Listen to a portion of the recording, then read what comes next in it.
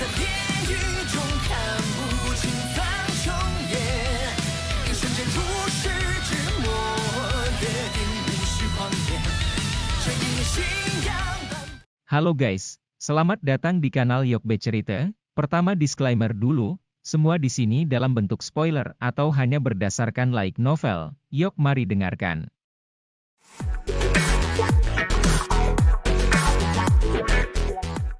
Mampu menjadi tempat di mana para ahli dan para pemimpin dari banyak faksi dihuni oleh Sekte Kaisar Hitam. Paviliun Kaisar Hitam sangat mewah. Kelompok Xiaoyan mendecakkan lidah mereka dan memuji ketika mereka masuk melalui pintu yang sangat besar dan melihat ke aula berukuran arena yang luas. Sekte Kaisar Hitam ini benar-benar mampu membayar.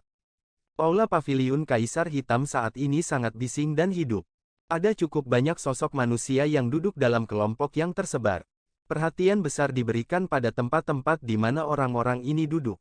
Hanya orang-orang yang akrab dan mereka yang berasal dari faksi yang sama akan berkumpul bersama. Beberapa dari orang-orang yang duduk di meja individu itu adalah satu-satunya prajurit yang menjelajahi wilayah sudut hitam. Kekuatan orang-orang seperti ini biasanya cukup kuat, karakter mereka juga sedikit eksentrik. Itu adalah masalah umum bagi mereka untuk menarik senjata mereka dan saling berhadapan jika mereka memiliki perselisihan. Karakteristik unik dari wilayah sudut hitam adalah kekacauan. Poin ini tidak berkurang sedikit pun bahkan di Paviliun Kaisar Hitam ini. Karena tempat ini mengumpulkan sebagian besar ahli dan faksi di wilayah sudut hitam. Tidak dapat dihindari bahwa akan ada beberapa musuh di antara orang-orang ini. Oleh karena itu, wajar jika konflik akan meletus begitu orang-orang ini bertemu. Metode paling efektif dalam menyelesaikan konflik adalah dengan saling bertarung secara terbuka. Oleh karena itu, sesekali seseorang dapat mendengar suara jelas dari logam yang bertabrakan dengan logam di aula yang sangat besar ini. Orang-orang ini mungkin bertengkar, tetapi jelas bahwa mereka masih memiliki alasan dan tahu dari tempat siapa ini berasal. Tidak ada yang akan peduli dengan pertengkaran atau pertengkaran kecil. Namun, jika masalah meningkat sampai titik di mana bangunan itu akan dirobohkan atau lebih buruk, kemungkinan ahli Sekte Kaisar Hitam yang bersembunyi dalam bayang-bayang akan segera turun tangan. 3 kelompok pria Xiaoyan berdiri di pintu masuk dan mempelajari aula tempat pertempuran berdarah sengit kadang-kadang terjadi. Tanpa sadar mereka menggelengkan kepala usai mendengar riuh sorak-sorai penonton sekitar yang tengah menikmati pertunjukan. Daerah sudut hitam, ini benar-benar tidak memiliki kemiripan suasana yang damai. Seorang pelayan wanita cantik dengan cepat berjalan tidak lama setelah kelompok Xiaoyan memasuki Paviliun Kaisar Hitam. Dia membungkuk dan menerima tablet yang mereka bertiga dapatkan. Dia memeriksanya sebelum memberi tahu mereka bertiga tentang lokasi kamar mereka dengan senyuman.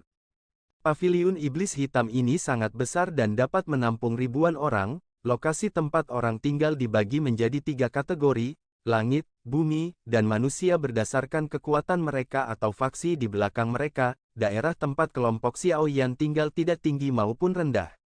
Itu adalah area bumi. Xiaoyan tidak peduli tentang divisi tersebut. Dari cara dia melihatnya, itu sudah cukup selama dia diberi ruang untuk memperbaiki pil obat tanpa diganggu.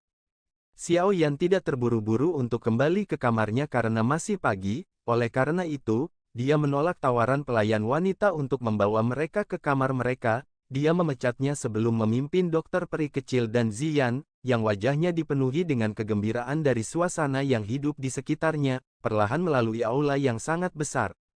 Mereka bertiga melewati aula besar yang berisik ini sebelum menemukan meja di samping jendela tempat mereka bisa duduk. Seseorang dapat secara tidak sengaja melihat hutan hijau subur di luar dari tempat ini. Angin sejuk bertiup dan menyebabkan kebisingan yang tertinggal di samping telinga mereka menjadi lebih redup. Mereka bertiga baru saja duduk ketika seorang pelayan wanita mengantarkan teh dengan sangat hormat. Layanan seperti itu benar-benar sempurna. Tampaknya Black Emperor Sekte telah melakukan cukup banyak upaya untuk para ahli yang datang dari seluruh wilayah Black Corner ini. Xiaoyan duduk di kursi dan mengangkat cangkir tehnya, namun, hatinya berulang kali mengingat orang berjubah abu-abu yang dia lihat sebelumnya. Karena jubah abu-abu menutupi orang itu, Xiaoyan tidak dapat melihat dengan jelas bahkan sedikit dari penampilannya. Alasan mengapa dia bisa merasakan perasaan yang samar-samar akrab hanya bisa dikaitkan dengan persepsi spiritualnya yang sensitif. Aura orang yang tadi sangat aneh, meskipun tampaknya sangat lemah.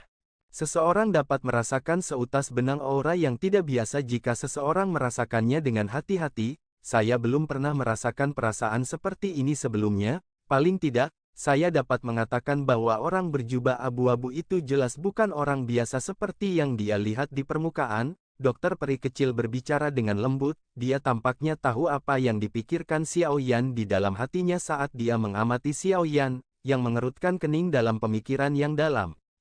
Xiao Yan mengangguk samar, dia juga merasakan bahwa orang berjubah abu-abu itu agak terlalu tidak biasa, namun, dia tidak dapat mengingat siapa di antara mereka yang telah dia temui yang memberinya perasaan asing namun akrab seperti ini, tidak peduli bagaimana dia mencoba untuk mengingat, selain itu, di bawah pemindaian kekuatan spiritualnya, dia sebenarnya mengalami kesulitan merasakan kekuatan roh pihak lain, perasaan seperti ini seperti kabut yang menutupi segalanya. Xiao Yan berpikir dalam-dalam untuk waktu yang lama, tetapi masih belum mendapatkan petunjuk, dia hanya bisa menghela nafas saat berkata pada dirinya sendiri, mungkin aku salah. Setelah menghibur dirinya sendiri di dalam hatinya, Xiao Yan akhirnya menekan masalah ini, dia menarik pikirannya, dia mengobrol dan tersenyum dengan dokter peri kecil sambil memperhatikan aula besar yang berisik pada saat yang sama. Meskipun tempat ini berisik dan dipenuhi oleh orang-orang, itu adalah tempat di mana dia bisa mendapatkan informasi yang dia butuhkan.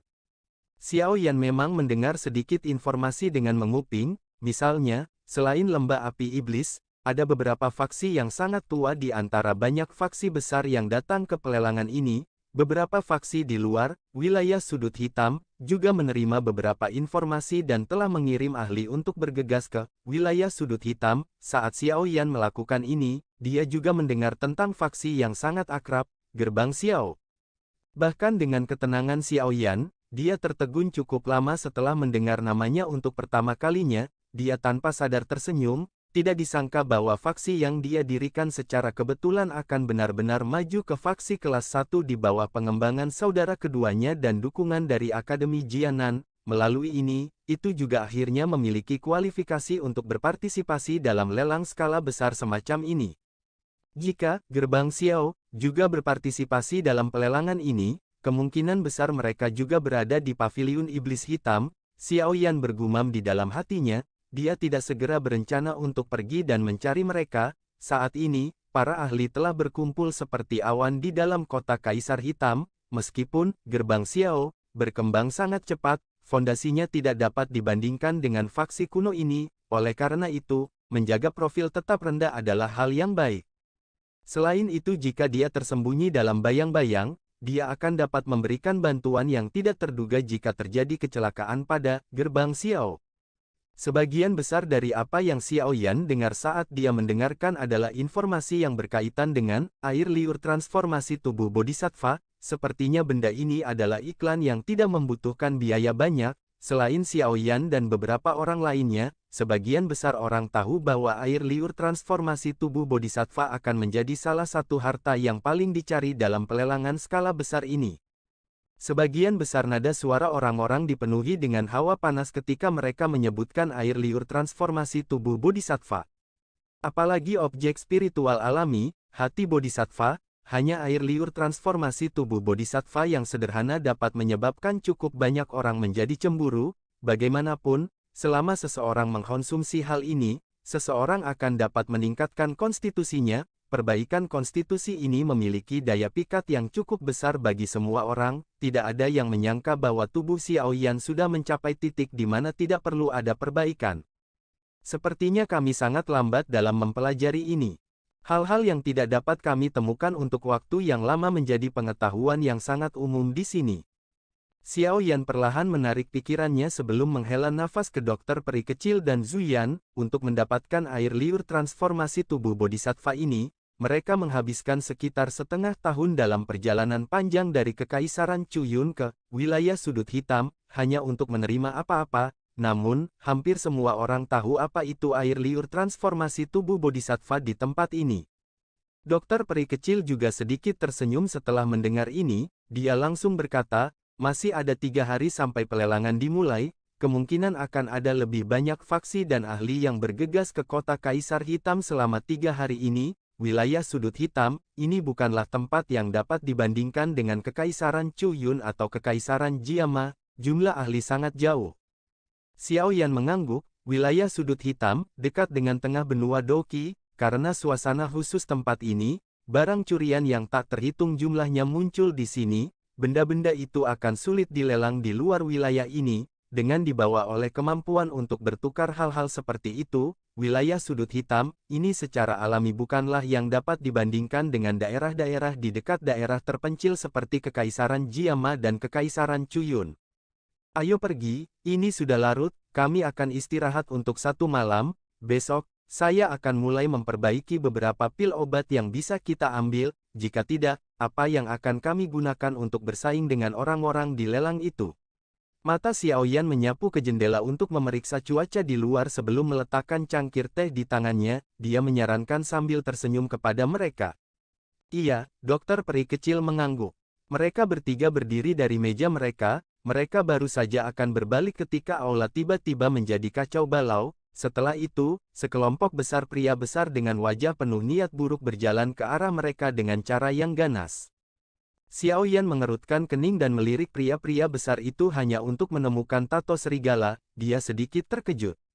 Tampaknya 10 lebih orang yang dia habisi secara acak di pintu masuk kota juga memiliki tanda semacam ini. Sepertinya akan ada sedikit masalah, dokter peri kecil menoleh dan berbicara sembarangan. Xiao Yan mengangguk, karena pihak lain sudah datang mencarinya, dia tidak terburu-buru untuk pergi, dia duduk kembali ke kursinya di tengah banyak tatapan terkejut. Matanya tenang saat mereka menyaksikan sekelompok pria besar melonjak, ada banyak ahli dalam paviliun Kaisar Hitam ini, itu adalah hal yang baik untuk tetap rendah hati, namun, terus menghindar akan mengundang lebih banyak masalah, kali ini, mungkin ini kesempatan bagus untuk membunuh parti utama dan membungkam yang lain. Sekelompok pria besar dengan aura ganas secara alami menarik cukup banyak mata dari orang-orang di aula, beberapa langsung mengeluarkan napas terkejut.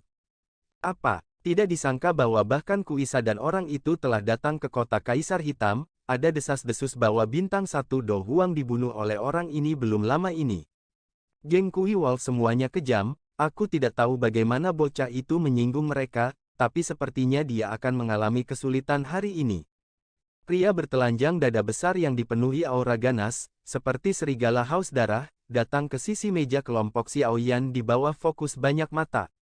Bang! Sebuah kaki besar diayunkan dengan keras dan menghancurkan meja tempat mereka bertiga berada, serpihan kayu beterbangan, pria parubaya yang wajahnya memiliki beberapa bekas luka adalah orang yang sangat murung. Matanya seperti pisau saat mereka menyapu Xiao Yan sebelum suara padat bergema di wilayah aula ini. Bajingan kecil, apakah Anda orang yang membunuh seseorang dari Kui Wolf Gang saya di pintu masuk kota?